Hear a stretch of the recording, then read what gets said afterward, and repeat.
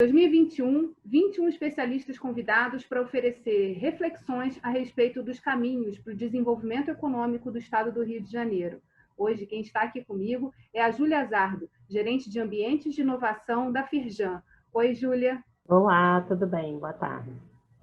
Júlia, o que a pandemia trouxe de desafios para o Estado do Rio de Janeiro, que a gente precisa observar? Geisa, desafios a gente sempre teve, né? A pandemia, ela só tornou, eu acho que eles mais óbvios. A gente tem diversos desafios de uma pauta que não é de hoje, e aí que vai desde dessa discussão dos royalties do petróleo, aquela discussão de déficit fiscal, a gente precisa equilibrar, né, o orçamento do Estado, a questão da convalidação ou da equiparação tributária, reforma fiscal, reforma administrativa, todas essas são pautas importantes e prioritárias, elas continuam sendo desafios do Rio de Janeiro no ano que vem. Mas a gente sabe que elas são pautas do hoje, né? Que a gente precisa pensar também em outras alternativas para crescer, né? E a gente também passa por uma crise enorme de autoestima, né? De confiança e autoestima da população do Rio de Janeiro. Óbvio, depois de tantas crises, né? Crises políticas, institucionais, econômicas, sociais. A gente se viu no meio dessas crises um pouco sem confiar, né? A história da crise de confiança. E a gente sabe que para a gente ter um ambiente de inovação, um ecossistema, uma cidade que funcione, um estado que funcione, a gente precisa confiar entre pessoas e entre instituições. Então, eu acho que esse movimento também de transparência, de compliance, tanto para empresas quanto para o governo, ele é um desafio importante do ano que vem. E um terceiro ponto que eu queria falar era também o desafio, que também não é de hoje, de trabalho, né, do desemprego no Rio de Janeiro. E principalmente do desemprego quando a gente fala do jovem, da juventude, né, que a gente sabe que os dados hoje de desemprego são enormes, mas do jovem principalmente. A última pesquisa da PNAD, agora de 2020, diz que 34% dos jovens está desempregado. Então, assim, como é que a gente fala de segurança pública sem falar de um encaminhamento de trabalho para essa juventude? Então, assim, a gente precisa falar, sim, das pautas do nosso Estado, né? Ele precisa estar saudável, ele precisa estar com ações transparentes, mas a gente também precisa pensar nas pautas do futuro, né? O que vai tirar a gente dessa situação que a gente está hoje?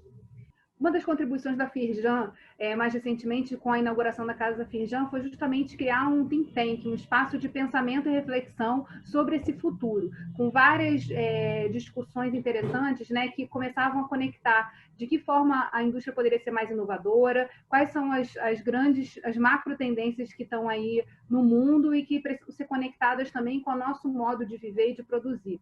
Nessa questão da educação, eu queria que você falasse um pouquinho mais dela, assim. A gente sabe da desconexão que tem e da desigualdade, né? E principalmente com a pandemia, quanto que os jovens e todas as crianças que estudam em escolas públicas ficaram distanciadas do processo educacional. Como é que, na sua opinião, a gente consegue conectar? A tecnologia vai ser uma porta assim, para poder potencializar esse caminho assim, para a redução da desigualdade na educação?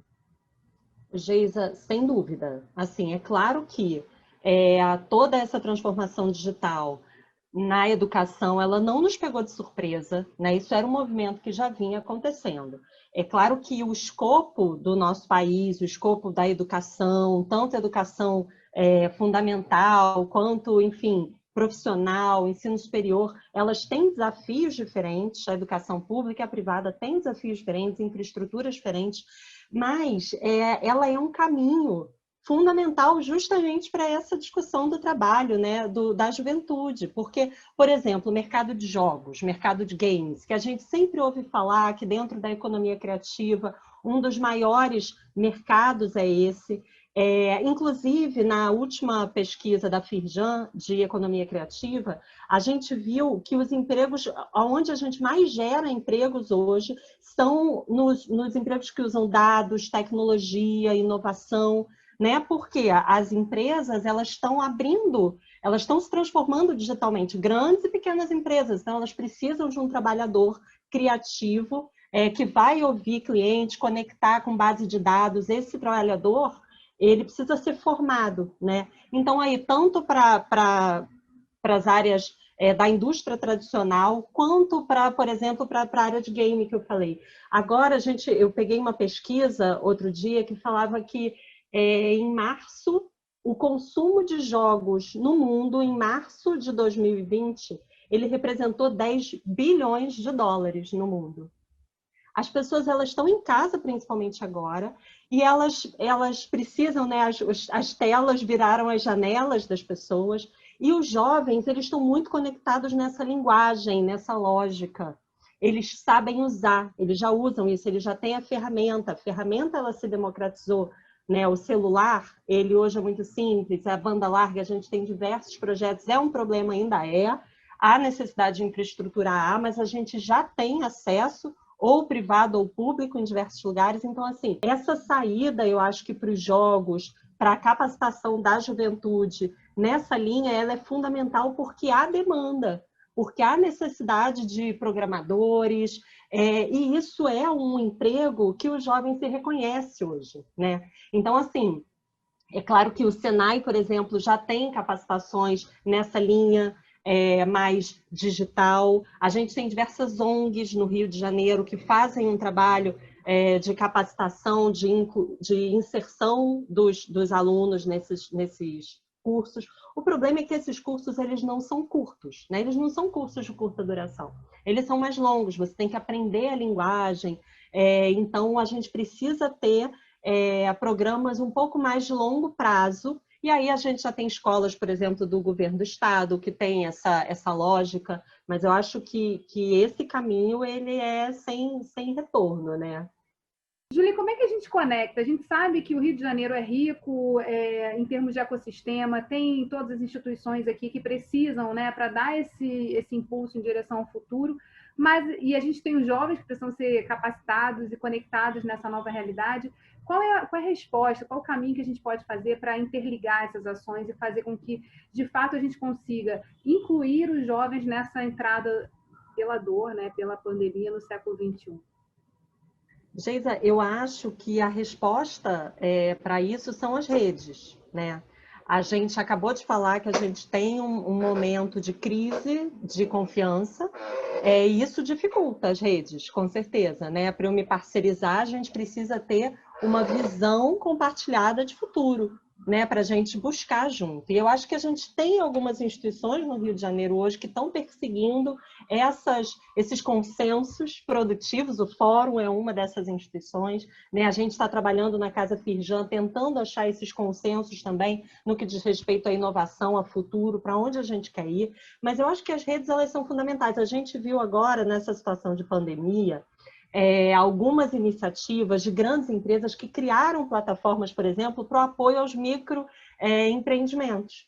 A gente viu a iniciativa da Estônia, a gente viu a iniciativa da Magalu, que deram uma plataforma e uma possibilidade ou para acesso a um meio de comercialização digital, ou para acesso à forma de pagamento. Então, assim, pequenos empreendimentos puderam ter acesso a seus clientes, enfim, por meio dessas plataformas. Eu acho que, assim, essas redes, elas só funcionam quando eu tenho quem está interessado, né, no emprego e quem está interessado na competência. Então, é claro que a gente precisa unir essas pontas com confiança entre atores.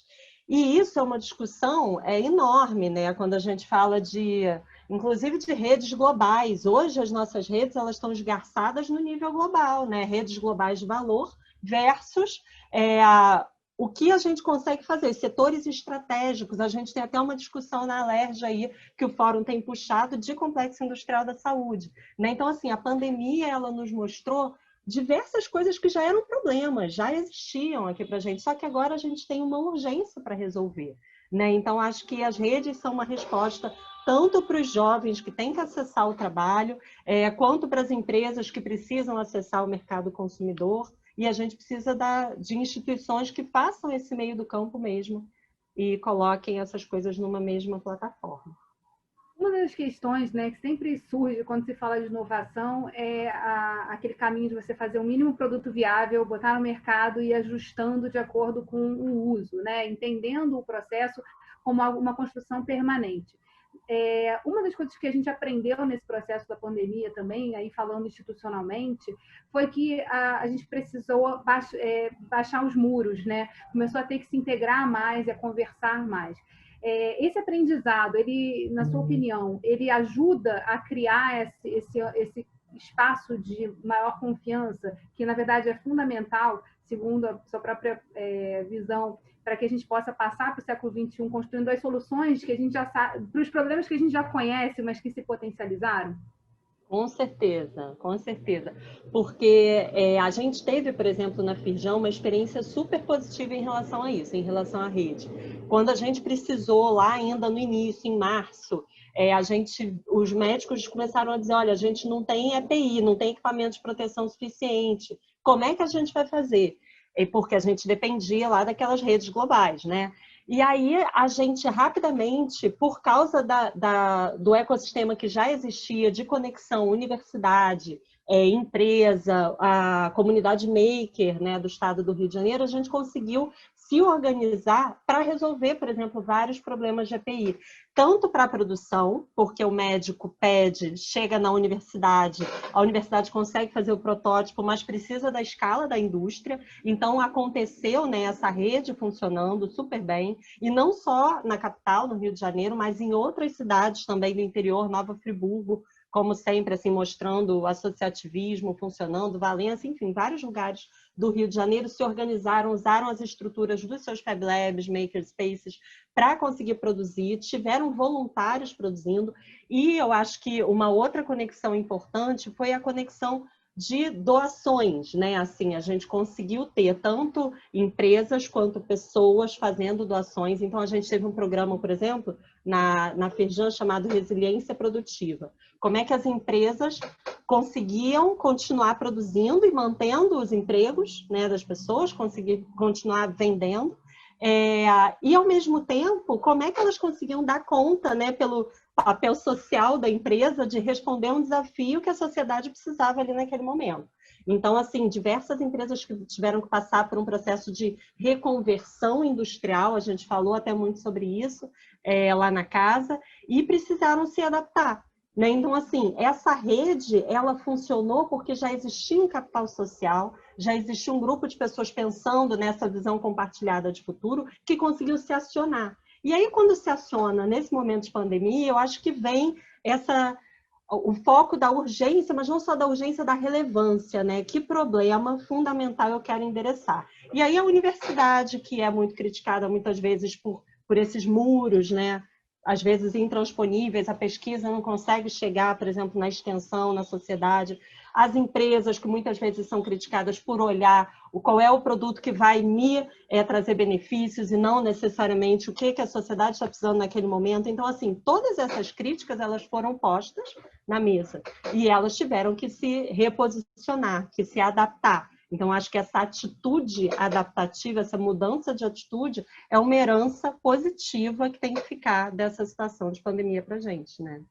E aí, desenhando futuros, que eu acho que é um pouco do teu trabalho diário, né? Quer dizer, pensar e projetar isso.